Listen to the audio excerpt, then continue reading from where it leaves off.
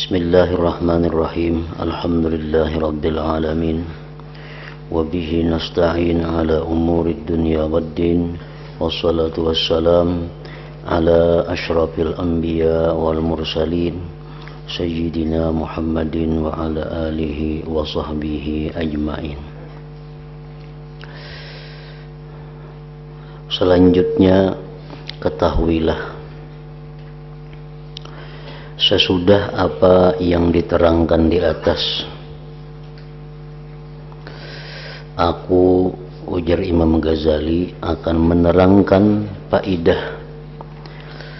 faidah penting yang menurut pendapatku bakal dapat menempati hati engkau jika engkau mau mengingat-ingatnya dan bisa mencukupi engkau biaya atau beban bab ini. Juga engkau bakal mengerti sejelas-jelasnya kalau engkau mau merenungkannya dan melakukannya. Semoga Allah memberikan taufik. Amin ya rabbal alamin. Yang pertama, engkau harus mengerti, maksudnya meyakini. Engkau mesti meyakini bahwa Allah Ta'ala itu menanggung rezeki para hambanya. Itu mesti kita yakin. Allah yang menciptakan kita, Allah juga yang menanggung rezeki kita ini. Tersebut dalam kitabullah, dalam Al-Quran. Semuanya sudah dijelaskan oleh Allah Subhanahu wa ta'ala bahwa Allah yang mencipta, Allah juga yang mengurusi, Allah juga yang membiayai, Allah yang melindungi, Allah yang memberikan rezeki. Nah, itu ada di dalam Al-Quran yang wajib kita percaya dengannya. Bagaimana pendapat engkau seandainya engkau diberi janji oleh raja dari raja-raja dunia? Janjinya itu bahwa raja akan menyuguhkan engkau nanti malam dan mengundang engkau makan. Raja mengumumkan kepada rakyatnya bahwa malam ini rakyat diundang ke kediaman raja untuk makan malam. Sedangkan engkau berbaik sangka kepadanya raja bahwa raja itu benar, tidak berbohong atau menyalahi janji. Itu sudah jelas. Kalau raja wani mengumumkan, menyebar selebaran atau pengumuman bahwa malam Sabtu rakyat diundang untuk makan malam beserta raja, tentu kita di dalam hati kita meyakini bahwa raja kada mungkin berdusta. Kada mungkin raja berdusta mengumumkan, membagi selebaran undangan makan malam ini. Tentu hati kita meyakini itu akan terjadi.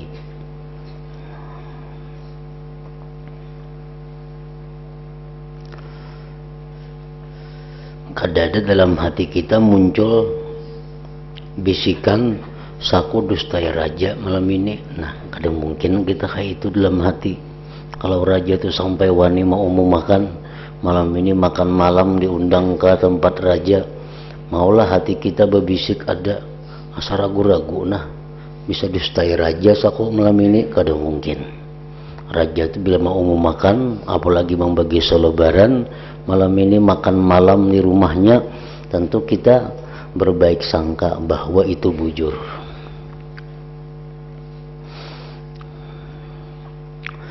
Bahkan seandainya ada pedagang pasar menjanjikan kepadamu, atau orang Yahudi atau orang Nasrani atau orang Majusi, padahal engkau tidak mengetahui dengan pasti, lagi pula engkau menghadapi janji itu dengan berhati-hati, apakah engkau tidak percaya kepada orang menjanjikan kepadamu itu? Ada usaha raja umpamanya, pedagang aja, pedagang berseruan lawan kita, bahwa malam ini ke rumahku aja pedagang, aku hendak menjamu makan. Nah tentu dalam hati kita percaya bahwa si pedagang ini mengundang kita makan malam tuh bujur-bujur, artinya kada berdusta, walaupun pedagang itu orang nang bukan Islam.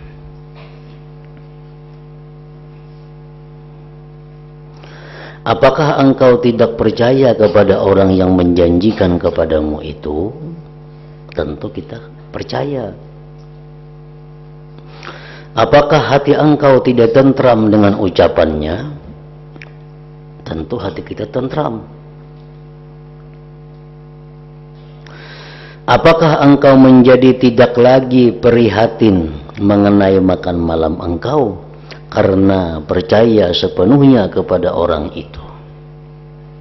Tentu kita malam ini kada berpikir makan lagi, kada berpikir makan lagi. Kenapa? Karena kita percaya dengan saruan itu.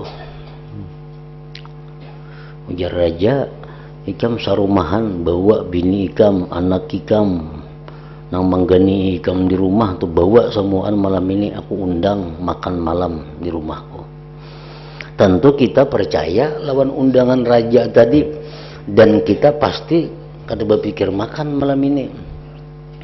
Kada berpikir malam ini makan apa, memasakkah, nukar iwakkah, kita kada berpikir lagi karena sudah percaya dengan saruan raja itu.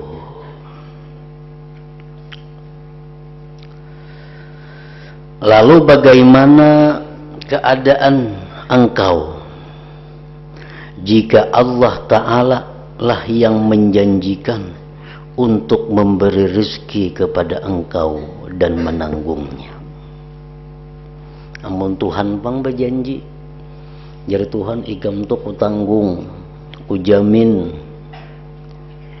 rezeki engkau itu pasti ada.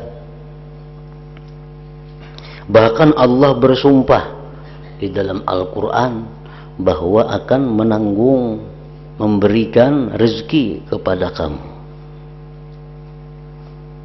Tidak hanya sekali tentang hal itu, banyak dalam Quran ayat-ayat itu yang mana Allah menjanjikan kepada kita, menjamin kepada kita urusan rezeki kita itu pasti kita dapatkan.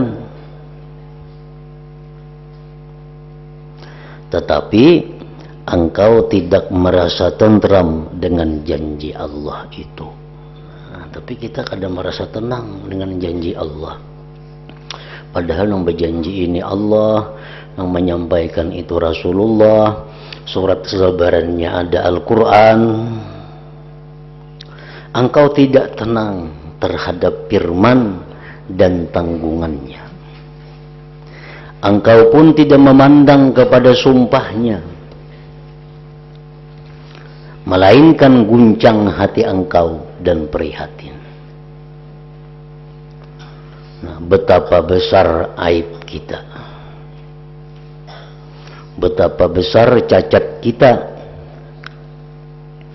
Seandainya engkau tahu keadaan yang sebenarnya, alangkah mengherankan musibah ini kalau saja engkau tahu yang sebenarnya.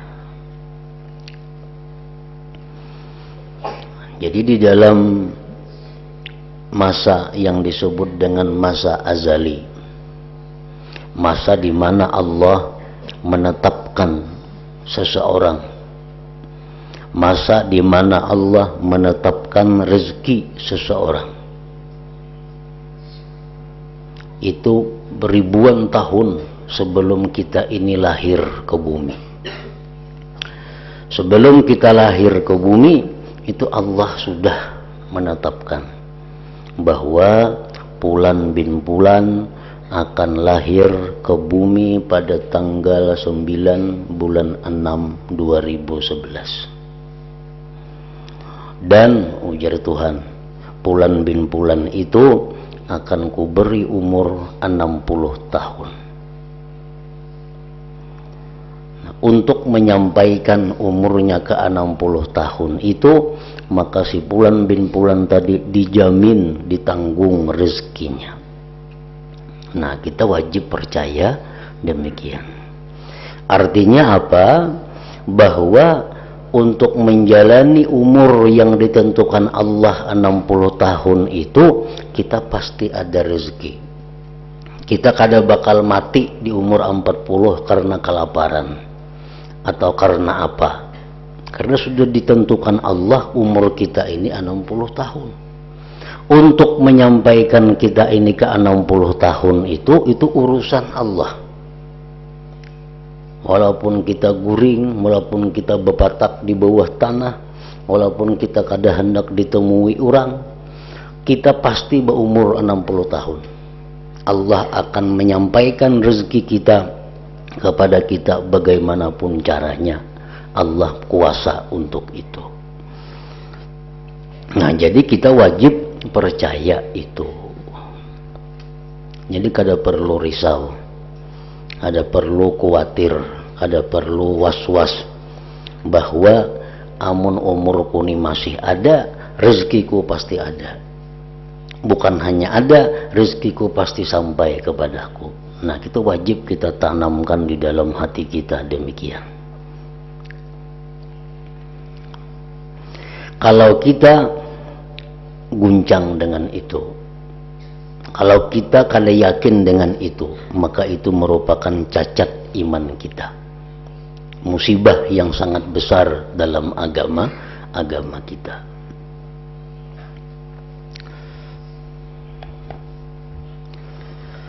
Diriwayatkan dari Ali bin Abi Thalib radhiyallahu anhu, beliau membuat syair berikut: atatlubu rizqallahi min 'indi ghairihi wa tusbihu min khawfil 'awaqibi amina wa tarda bi sarrafi wa in kana musyrika dhamina wa la tarda bi rabbika dhamina ka'annaka lam taqra' bima fi kitabihi fa asbahta manhulal yakin mubajina. Artinya, pantaskah engkau mencari rezeki Allah dari selain Allah? Pantaskah kita minta rezeki kepada selain Allah? Dan patutkah engkau merasa aman dari takut kesudahan? Patutkah kita merasa aman, merasa yakin bahwa kita ini mati dalam keadaan baik? Patutkah kita merasa aman daripada su'ul khatimah? Patutkah kita merasa aman daripada api neraka? Tentu kada patut. Layakkah engkau, pantaskah engkau riba kepada penukar uang, pedagang, meskipun ia orang musyrik yang menanggungmu? Manusia menjamin kita, kita percaya. Sementara itu engkau tidak ridha terhadap pertanggungan Tuhanmu. Seolah-olah engkau tidak membaca kitabullah Al-Quran, sehingga engkau menjadi orang yang lemah dan jauh dari keyakinan.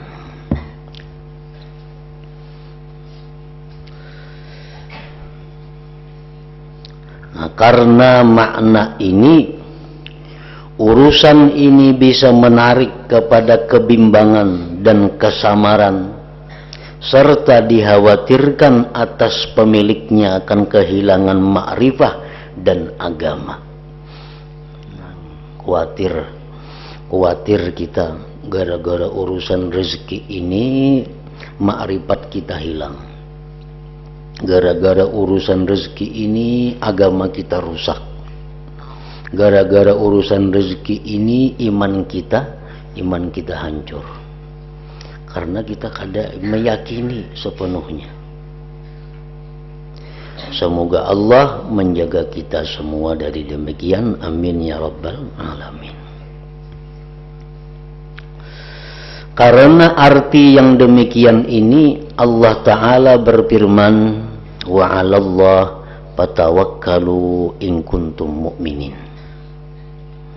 Artinya hanya kepada Allah bertawakallah, berpeganglah, percayalah jika kalian benar-benar beriman. Wa 'alallah falyatawakkalul mu'minun. Artinya hendaknya orang-orang yang beriman hanya bertawakal kepada Allah, berpegang kepada Allah. Jangan berpegang kepada manusia, jangan berpegang kepada duit yang ada, jangan berpegang kepada jabatan kedudukan yang ada, tapi berpeganglah kepada Allah. Karena hidup mati kita itu adalah di tangan Allah, bukan di jabatan kita. Buktinya banyak orang yang jadi pejabat mati mendadak. Banyak orang yang kaya raya yang ingin berpegang dengan harta bendanya ternyata mati mendadak. Ternyata jabatan dan duitnya itu kada kau mencegahinya dari kematian. Makanya ujar Tuhan, lawan Allah bertawakal, lawan Allah berpegang, lawan Allah percaya. Nah, keterangan satu ini sudah cukup untuk orang mukmin yang menaruh perhatian terhadap urusan agamanya. Tiada daya untuk menyingkir dari maksiat dan tiada kekuatan untuk melakukan ibadah kecuali dengan pertolongan Allah yang maha tinggi lagi maha agung. La haula wa la quwata illa billahil aliyyil azim. Artinya, jadi ini tuh yang pertama kesimpulan daripada beberapa minggu yang telah kita baca dalam kitab ini. Kesimpulan yang pertama, kita mesti meyakini bahwa Allah yang menciptakan kita, Allah juga yang memberi rezeki kita, dan kita kada akan mati kalau belum habis umur yang diberikan Allah Subhanahu wa ta'ala.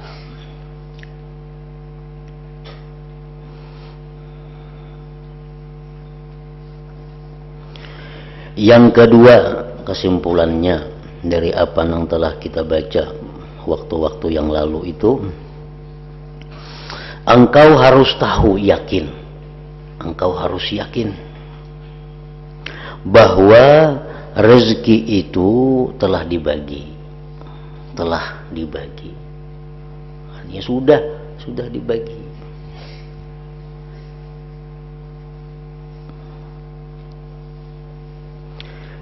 Yang demikian telah sah dalam kitabullah Ta'ala dan hadis-hadis Rasulullah Sallallahu Alaihi Wasallam. Jadi kayak apa aja kita berusaha, baik usaha yang zahir atau usaha yang batin, kita berusaha berdoa habis-habisan, minta tambah rezeki, kada bertambah dari apa yang sudah dijatahkan lawan kita, kada bertambah.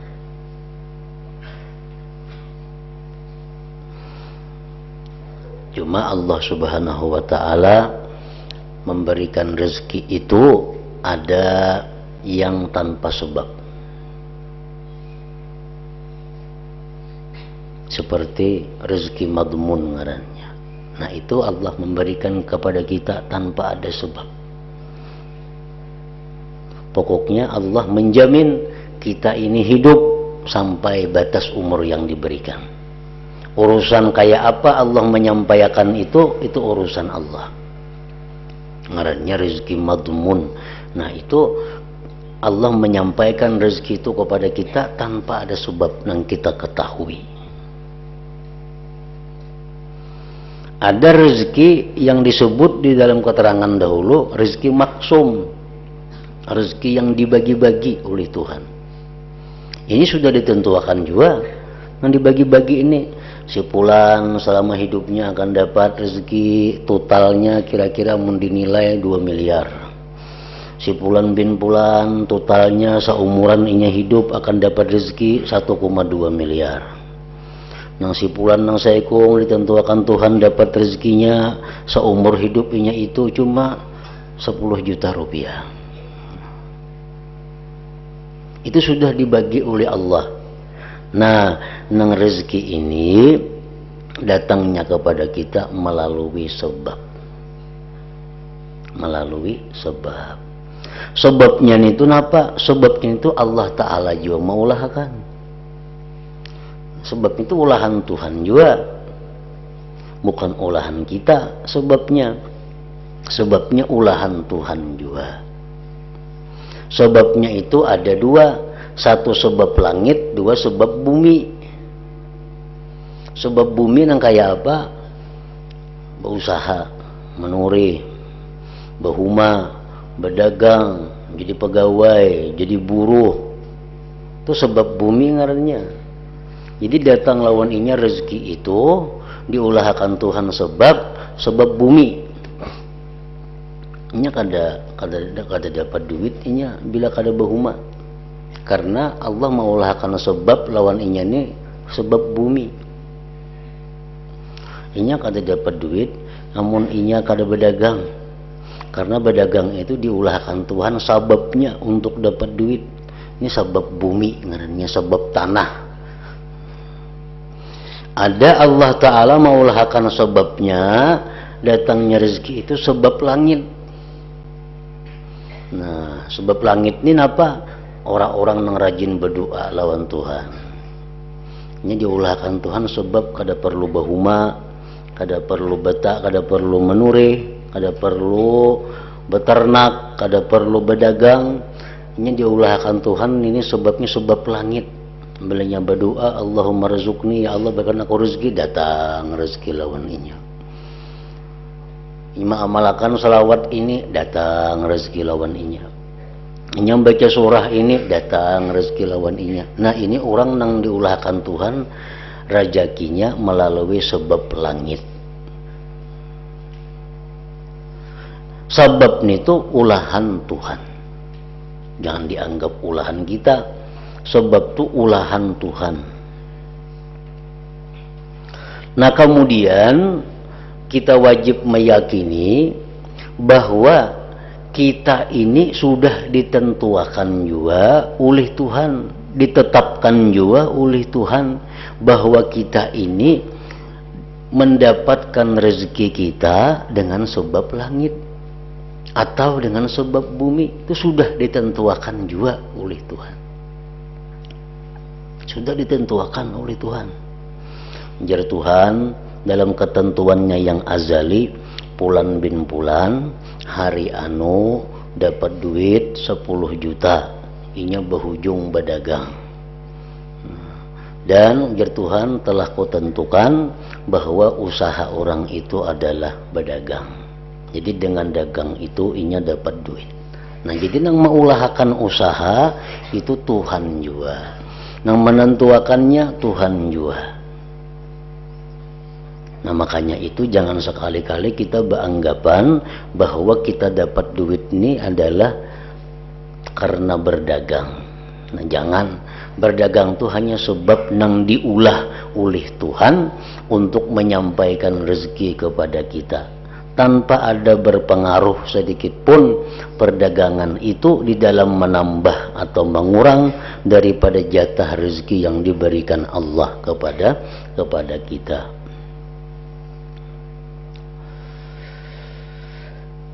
Nah jadi kita wajib meyakini bahwa rezeki kita itu sudah dibagi. baik Al-Quran, baik hadis itu sudah menyatakan demikian. Engkau harus tahu pula, meyakini pula bahwa pembagian Allah itu tidak akan berubah. Kada bisa dirubah-rubah lagi itu. Pembagian Allah sudah kada bisa dirubah. Kalau pang misalnya mau nikam berusaha, kamu dapat hari ini duit, mau nikam kada berusaha, kamu kada dapat, kada kah itu. Jangan nangka itu meyakini. Nah bila kah itu, iya nang membahayakan iman. Kau kada berusaha, kayak apa dapat duit.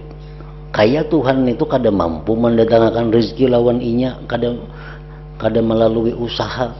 Padahal Allah tuh mampu menyampaikan rezeki kepada kita melalui usaha atau kada usaha. Allah kawa menyampaikan rezeki kita itu. Engkau harus yakin pula bahwa pembagian Allah itu tidak akan berubah. Selawas aku mengamalkan ini dia pindah nyaman rejeki. Nah, selawas aku mengamalkan ini asa nyaman luas rejeki. Amun diucapakan itu kada apa-apa dimuntungi, tapi jangan sampai ke dalam hati. Artinya apa? Dalam hati jangan mengiktikadkan bahwa amalan ini nang maulah rezeki luas. Tetap nang maulah rezeki luas itu adalah Allah. Dan Allah juga nang maulah akan sebab lawan aku membaca amalan ini. Allah juga nang menentukan bahwa aku membaca amalan ini. Allah juga yang meringankan aku untuk membaca amalan ini. Nah, jadi semuaan kembalinya kepada Allah. Di dalam hati kita meyakini demikian. Amun di lisan kita, ayuh kita bersuara, amalan ini nang murah rezeki, kada apa-apa dalam lisan kita. Tapi jangan sampai masuk ke hati-hati bahwa amalan ini nang meluasakan rezeki. Jangan itu. Karena amalan itu hanya sebab.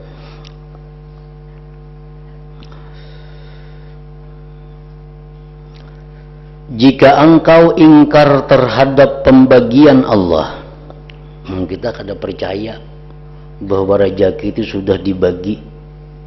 Kita ragu-ragu bahwa rezeki itu sudah dibagi, atau engkau menganggap mungkin perubahan pembagian rezeki Allah.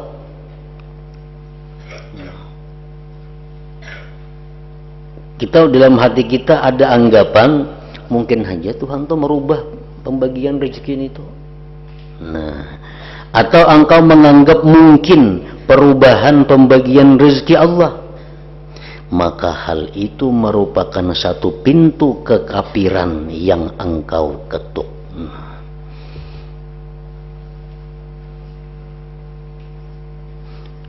Maka hal itu merupakan satu pintu kekafiran yang engkau ketuk. Apabila dalam hati kita ini ragu-ragu dengan pembagian rezeki dari Allah, bila hati kita ini menganggap bahwa pembagian itu mau berubah,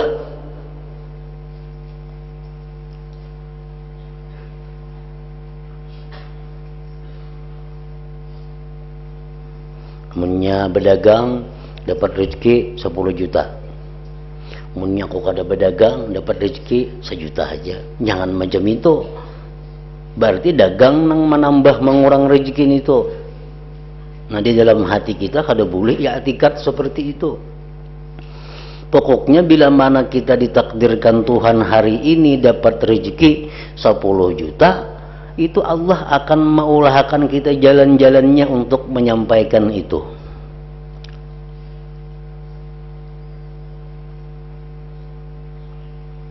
Itu yang wajib kita percaya.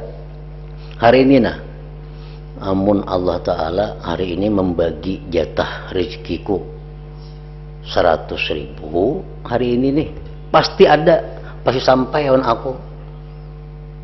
Dan Allah akan maulahkan seorang jalannya kayak apa. Nah, kayaknya kita bisa diatur oleh Tuhan. Karena apakah hati kita tang hendak kasih Tuhan berjalan. Nah, tetangga situ berjalan ada yang mengunjuki 100.000. Nah, Tuhan maulahkan sebabnya. Tuhan maulahkan sebabnya. Atau kita begana di rumah aja, Tuhan mengulahkan sebabnya, datang orangnya mengatok mau unjuki 100.000, mau apa juga kawah aja juga itu.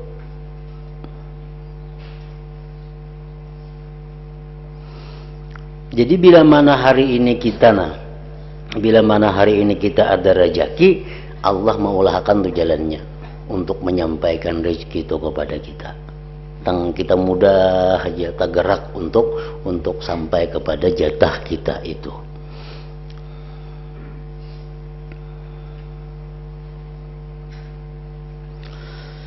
Bila kita ragu-ragu dengan demikian, maka hal itu merupakan satu pintu kekafiran yang engkau ketuk. Semoga Allah memelihara kita daripada yang demikian itu.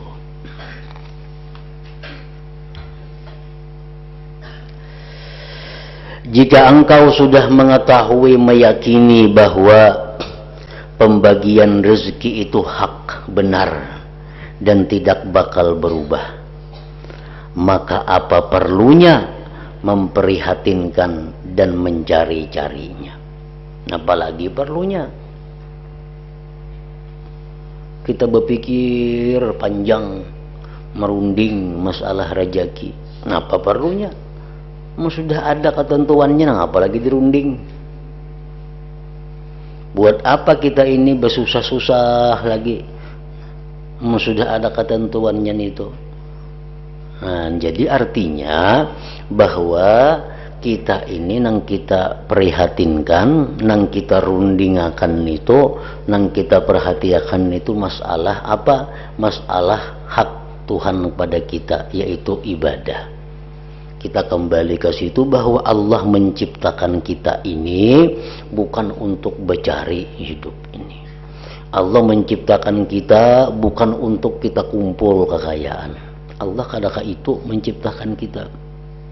Allah menciptakan kita ini untuk mengabdi, beribadah kepadanya. Jadi ibadah itu selesaikan. Urusan rezeki itu bagus saja kini jalannya.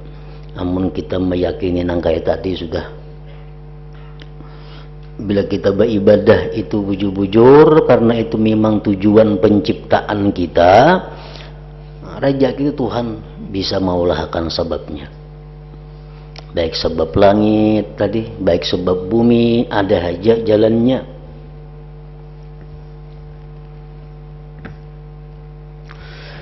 Nah, jadi amun kita berpikir panjang, merancang-rancang segala macam, tidak ada faedahnya. Nang terjadi itu apa nang sudah ditentukan Allah. Nang terjadi itu apa nang sudah ditetapkan oleh Allah. Nah, amun kita tetap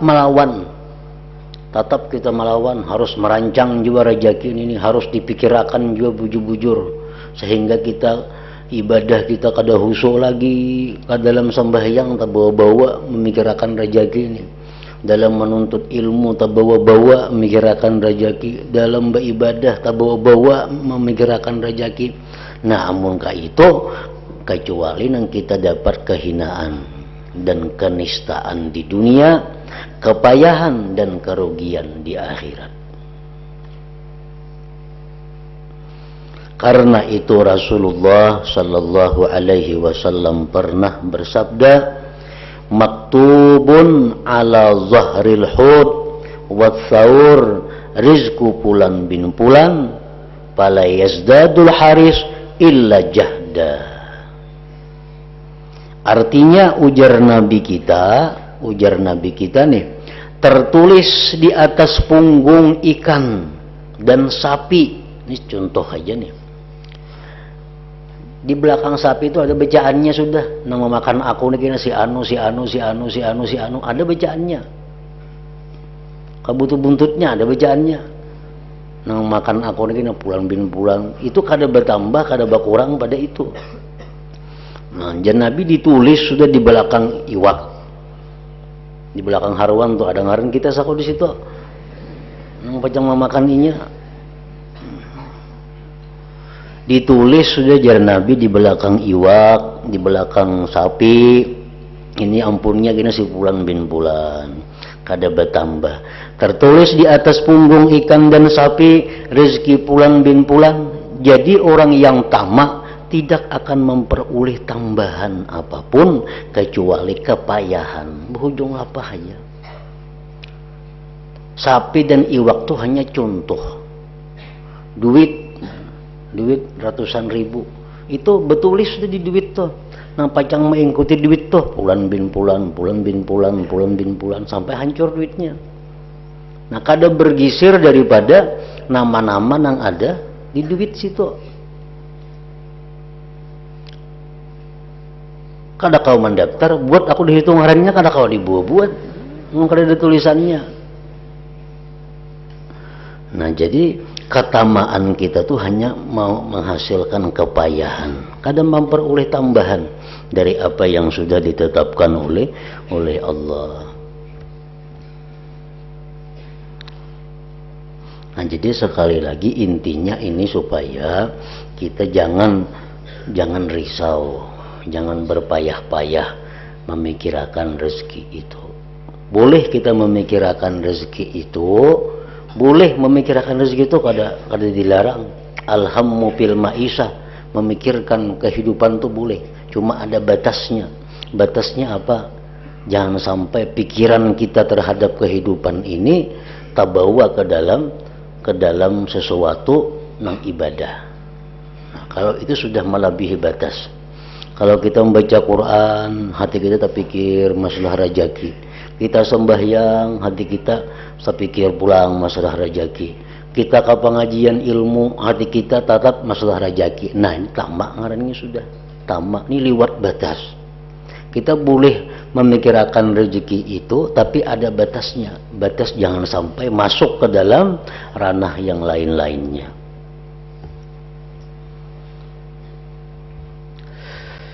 Sehubungan dengan hal ini, guruku berkata, apa yang telah ditentukan akan engkau kunyah. Apa yang telah ditentukan akan engkau kunyah. Misal di dalam rambutan ada ngaran kita, akan kita kunyah rambutan itu. Tidak bakal dikunyah orang lain. Walaupun nang di situ ngaran kita, kalinya kawan mengambilnya kada kawa.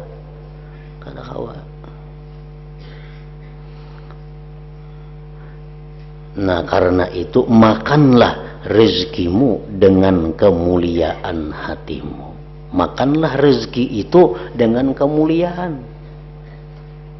Jangan memakannya dengan kehinaan dirimu. Artinya makanlah rezeki itu dengan kemuliaan. Artinya apa? Dengan tawakal kepada Allah. Lalu dapat rezeki itu makan dengan kemuliaan. Kalau kita tapaluh lihir berpikir urat dahi nang kain apa hanya dapat duit, itu ngarannya memakan dengan kehinaan. Uyuh, jangan memakannya dengan kehinaan dirimu. Keterangan ini ujar Imam Ghazali tentu memuaskan bagi orang yang benar-benar jantan.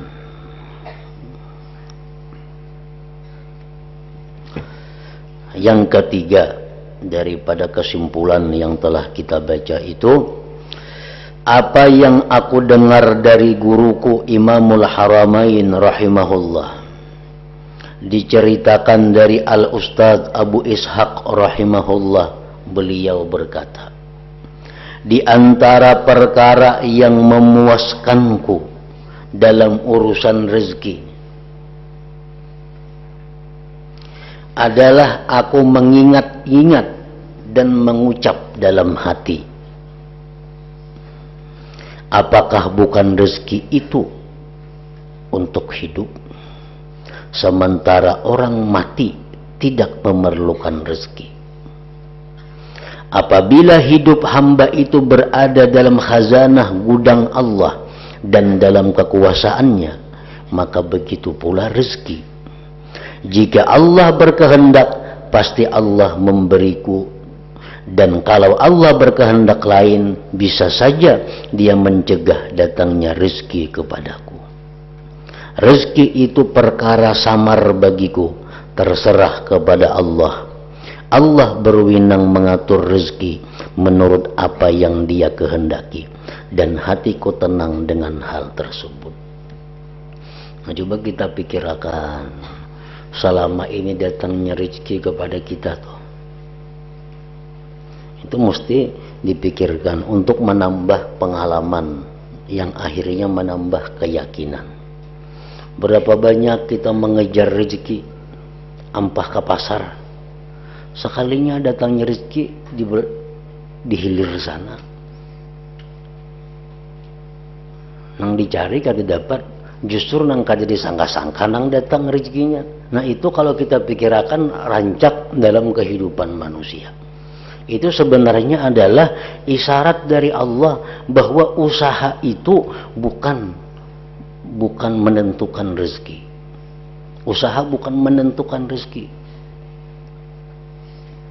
Banyak orang nang berusaha, nang perhitungannya nih menguntungkan, mulai ya berusaha, sekalinya menghabiskan yang ada, tak hutang lagi. Banyak kita lihat orangnya sudah berduit, beisi motor ada, beisi dagangan ini ada, cukup sudah. Lalu inya kada puas, hendak menambah lagi nih, tambahan pemasukan, membuka peluang usaha hanyar tambang batu bara, karena hitungannya demikian keuntungannya, buka tambang batu bara.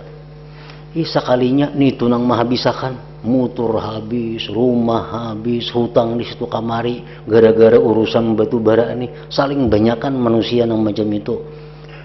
Nah ini membuktikan apa? Bahwa usaha itu kada tentu mendatangkan rezeki. Barangkali menghabiskan nang ada. Sebab yang memberikan rezeki itu adalah Allah Subhanahu wa Ta'ala, bukan usaha.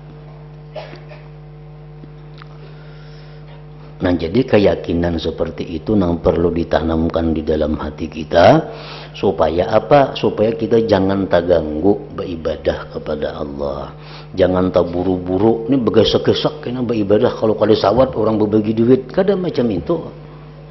Ampun kita, walaupun kita lambat pasti dapat. Tuntung akan ya bacaan na ada, tuntung akan ya wirid na ada, jangan ragu-ragu.